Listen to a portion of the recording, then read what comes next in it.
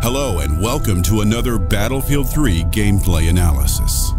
Today we will be looking at the Thunder Run tank gameplay as played by executive producer Patrick Bach at EA's press conference at E3 2011. It is believed that this is the very first mission in Battlefield 3's single-player campaign, allowing you to step into the shoes, or should we say assault boots, of Corporal Jonathan Jono Miller, 1st Marines Tank Battalion during a large-scale assault on the outskirts of Tehran, Iran, in the Caviar Desert on October 31st, 2014 at 0900 hours.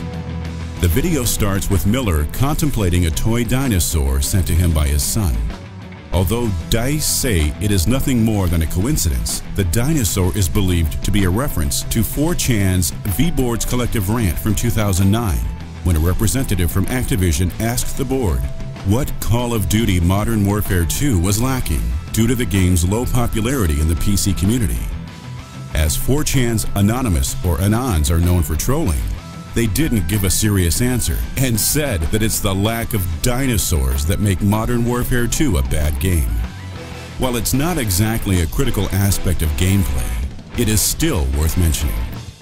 He finally puts away the toy and focuses on the oncoming battle at the insistence of his crewmate. Meanwhile, 2 FA-18 jets fly overhead towards Tehran, and as he's looking around, we see the true scale of the armored assault that is about to hit the capital city.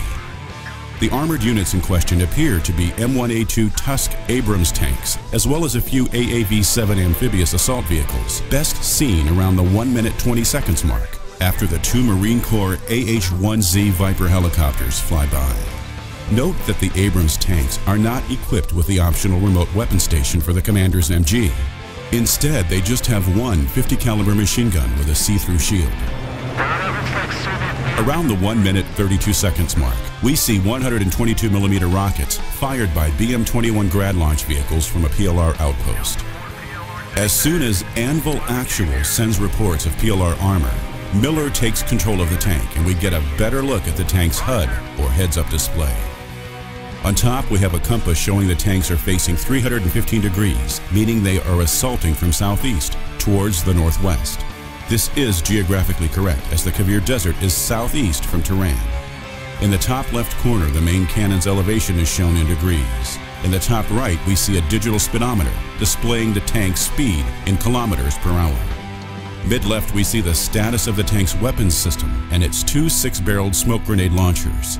At the bottom, we are displayed the status of the M256 120mm smoothbore main gun, RDY indicating it is ready to fire, and wait indicating it is not ready to fire. We also see an indicator allowing the operator to better see where the tank's turret is currently facing, in comparison with the tank's hull. Last but not least, in the middle we have the Abrams unique aiming reticle, as one would expect. When magnification is activated by clicking the right mouse button, there's an indicator on the right-hand side showing the current magnification. In our case, 3 times magnification. There's also a warning light that appears when the tank is taking damage.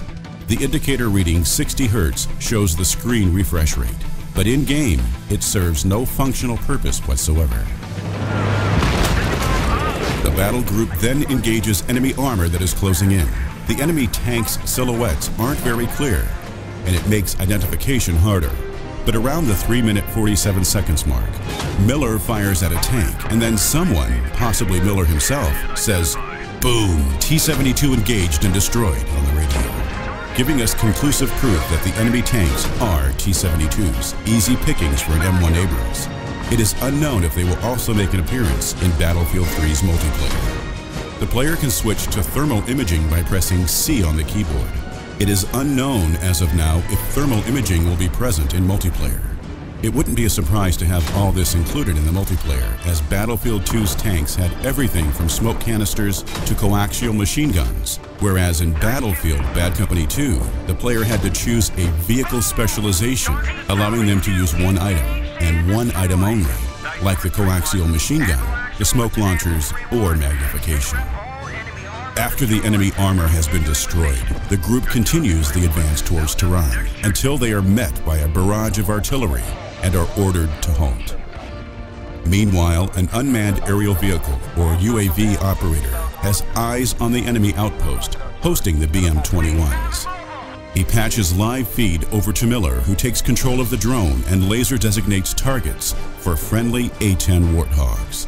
However, they cause minimum damage and, according to chatter, are at bingo fuel, meaning they have just enough fuel to make it safe back to base and have to egress, leaving the armored units to handle the rest. Thanks to thermal imaging, we can clearly see 5 BM-21s, 4 BMP-2s, several infantry units and trucks, as well as 2 SAM sites. After that, we see Frostbite 2's ant animation system hard at work, gifting the loader lifelike movement as he loads the 120mm gun, preparing for the charge on the PLR rocket batteries. Notice how he has "Don't Panic" written on his helmet. As soon as the armored unit starts the charge, the player is prompted to press the shift key to go full throttle. Again, it is unknown if this feature will be available in multiplayer straightforward, or if it will require a vehicle specialization, as in Bad Company 2. Soon after the advance started, Anvil 3-2 is hit and bursts into flames, and 2 crew members on fire quickly jump out of the tank and roll on the ground in an effort to put their uniforms out. During the charge, we can see that the tank's top speed is approximately 50 kilometers per hour off-road, as it is in real life. As the units move into the outpost, the player switches to a 7.62mm M240 coaxial machine gun by pressing 2 on the keyboard. The 120mm gun can be selected by pressing 1. The text "Lock" can also be seen on the left side of the HUD, possibly indicating a missile lock. After Miller kills several infantry units, he engages a BMP-2. BMP stands for Boyevia Machina Pechoti, literally Infantry Fighting Vehicle. When you look at the BM-2's rear doors in real life and notice how thick they are, you might think, oh wow, thick armor to protect the infantry inside. Wrong. One critical flaw of this IFV is the fact that its rear doors hold fuel tanks, so a single hit to the back could blow up the whole thing. If BMP-2s will be present in BF3's multiplayer, don't expect them to blow up from a single hit to the back though. In multiplayer, balance has priority over authenticity. After the BMP is destroyed, Marines raid the compound, moving in through a breach in the earthen wall, also known as a berm. Miller then fires off a round into a BM-21, causing it to explode in a spectacular fashion, initiating a chain reaction causing secondary damage, destroying the other launchers, an impressive display of fireworks by the Frostbite 2 game engine.